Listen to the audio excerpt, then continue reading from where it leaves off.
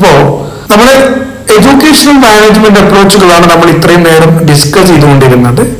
ആ ഡിസ്കസ് ചെയ്ത കാര്യങ്ങൾ ഏറ്റവും സിമ്പിളായി നിങ്ങൾക്ക് മനസ്സിലാക്കാൻ പറ്റാവുന്ന സിംപ്ലിസ്റ്റ് ആയിട്ടുള്ള വീഡിയോ ആണിത്. So key educational management approaches എന്തൊക്കെയാണ് ഏറ്റവും പ്രധാനപ്പെട്ട മാനേജ്മെന്റ് അപ്രോച്ചുകൾ? ഒന്നാമത്തെ മാനേജ്മെന്റ് അപ്രോച്ചാണ് നമ്മൾ പറഞ്ഞത് മാൻ പവർ അപ്രോച്ച് എന്ന് പറഞ്ഞത്. ഇവിടെ നമ്മൾ ഫോക്കസ് ചെയ്യുന്നത് ഒരു രാജ്യത്തിന്റെ ഇക്കണോമിക് ഡെവലപ്മെന്റിനെയാണ്. അതുകൊണ്ട് തന്നെ വളരെ സിമ്പിൾ ആയിട്ട് ഇത് പറയുകയാണെങ്കിൽ നമ്മൾ എന്താ ഇവിടെ ചെയ്യുന്നത്? Train student for jobs needed in the country. Future ജോബ്സിന് വേണ്ടി ആളുകളെ പ്രിപ്പയർ ചെയ്യുന്നതിനെയാണ് നമ്മൾ മാൻ പവർ അപ്രോച്ച് എന്ന് നമ്മൾ പറയുന്നത്. അവിടെ ഹ്യൂമൻ റിസോഴ്സിനെയാണ് നമ്മൾ ഫോക്കസ് ചെയ്യുന്നത്.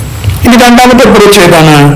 സെക്കൻഡ് അപ്രോച്ച് എന്ന് പറയുന്നത് കോസ്റ്റ് ബെനിഫിറ്റ് അപ്രോച്ച് ആണ്. എന്ന് പറഞ്ഞാൽ returns on investment in education ആണ് നമ്മൾ ഇവിടെ ഫോക്കസ് ചെയ്യുന്നത്. അപ്പോൾ എഡ്യൂക്കേഷൻ നമ്മൾ എന്തായിട്ടാണ് കാണുന്ന ഒരു ഇൻവെസ്റ്റ്മെന്റ് ആണ്. ആ ഇൻവെസ്റ്റ്മെന്റ് തിരിച്ചു കിട്ടണം എന്നുള്ളതാണ് ഈ അപ്രോച്ച് നമ്മൾ ഫോളോ ചെയ്യുമ്പോൾ നമ്മളുടെ സ്വീകരിക്കുന്ന രീതി എന്ന് പറയുന്നത്. മൂന്നാമത്തെ അപ്രോച്ചിനെയാണ് നമ്മൾ എന്താ പറയുക?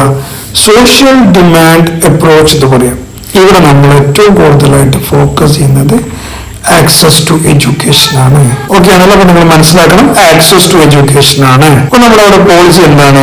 എല്ലാവർക്കും വിദ്യാഭ്യാസം കൊടുക്കാൻ വേണ്ടിയിട്ടാണ് നമ്മൾ ഇത്തരത്തിലുള്ള സോഷ്യൽ ഡിമാൻഡ് അപ്രോച്ചുകൾ നമ്മൾ ഫോളോ ചെയ്യുന്നത്. നാലാമത്തെ അപ്രോച്ചിന്റെ പേരാണ് സോഷ്യൽ ജസ്റ്റിസ് അപ്രോച്ച് എന്ന് പറഞ്ഞു കഴിഞ്ഞാൽ ഇവിടെ നമ്മൾ എന്താ ഫോക്കസ് ചെയ്യുന്നത്?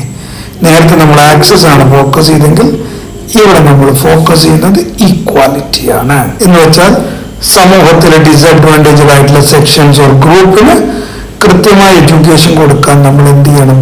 ഒരു സോഷ്യൽ ജസ്റ്റിസ് അപ്രോച്ച് നിർബന്ധമാണ്. ദെൻ ഇൻട്രാ എഡ്യൂക്കേഷണൽ എക്സ്പ്ലോറേഷൻ എന്ന് പറഞ്ഞാൽ വളരെ ടാർഗറ്റ് വെച്ചുകൊണ്ട് കൃത്യമായി പ്ലാൻ ചെയ്ത് ബാക്ക്വേർഡ് പ്ലാനിങ് നടത്തുന്ന പ്രോസസ്സിനെയാണ് നമ്മൾ എന്ത് പറയുക? ഇൻട്രാ എഡ്യൂക്കേഷണൽ എക്സ്ട്രാപ്പുലേഷൻ എന്ന് പറയും.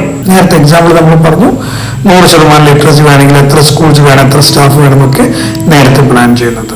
The next one is demographic projection model എന്ന് പറയുന്നത്. ഇവിടെ നമ്മൾ ഏറ്റവും കൂടുതൽ നോക്കുന്നത് പോപ്പുലേഷന്റെ ഡേറ്റയാണ്. ഈ പോപ്പുലേഷൻ ഡേറ്റ അനുസരിച്ച് നമ്മൾ എന്ത് ചെയ്യുന്നു?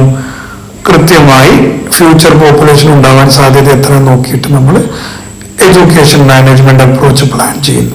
ഇതാണ് 6 അപ്രോച്ചുകൾ എന്ന് പറയുന്നത്. അപ്പൊ ഇതാണ് നമ്മൾ പഠിക്കേണ്ടതായിട്ടുള്ള man power approach, cost benefit approach, social demand approach, social justice approach, intra educational exploration approach and demographic projection model or approach.